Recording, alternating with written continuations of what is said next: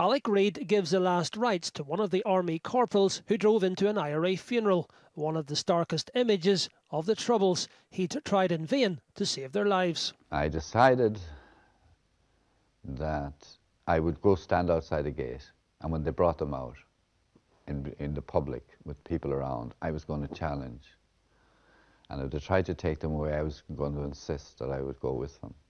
Because I knew people in the funeral, especially one, and if I could have got him, he would have rescued them. He'd gone to the funeral in his role as go-between in secret talks between Sinn Féin and the SDLP leader, John Hume.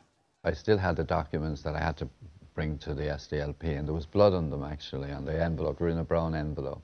So I had to take the envelope, you know, I had to get a new envelope. And I brought them down to John Hume that afternoon. I gave them to him, and I told him what had happened, because I was late. I was supposed to be down an hour or two earlier.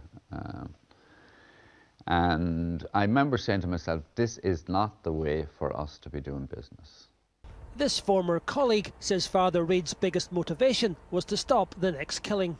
He began to see and elaborated the theory that the great weakness in the Irish struggle for self-determination was the division among the nationalists, and he worked to bring together the representatives of Irish nationalism, that is the Dublin government.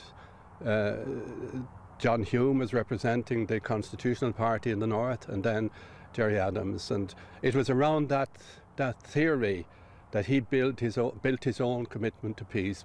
He had the trust of the Republican leadership, which made him an obvious choice to witness the decommissioning of IRA arms.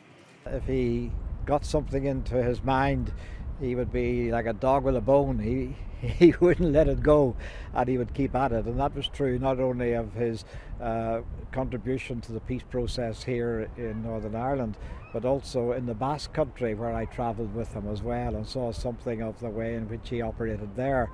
That was one side of him. There was another side of him which was totally delightful, and sometimes almost a naivety, an innocence. Fr Reid angered unionists with these infamous remarks at a public meeting. You come from a community that should be absolutely ashamed of itself for the way it conducted politics in Northern Ireland for 60 years. Here's a man that buried them, honoured them, called them heroes. You're in the same category as the Nazis as far as I'm concerned.